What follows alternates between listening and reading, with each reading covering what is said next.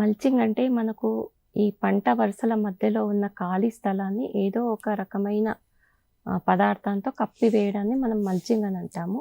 అయితే వేసవి కాలంలో ఇది చాలా ప్రముఖ పాత్ర వహిస్తుందనమాట మల్చింగ్ విధానము. అయితే ఎక్కువగా ఇప్పుడు వరిగడ్డి అనేది అందరికీ అందుబాటులో ఉంటుంది కాబట్టి, మనము వేసవి కాలంలో ఎప్పుడైతే నీటిని అందిస్తామో పంటలకు, ఆ నీళ్లు నేలల నుండి ఆవిరైపోకుండా ఉండడానికి మనం మల్చింగ్ అనేది తప్పకుండా పాటించాలి. దీనివల్ల మనకు ఎక్కువ తడులు ఇవ్వకుండా కొంతవరకు మనం నీటిని ఆదా చేసుకోవచ్చు.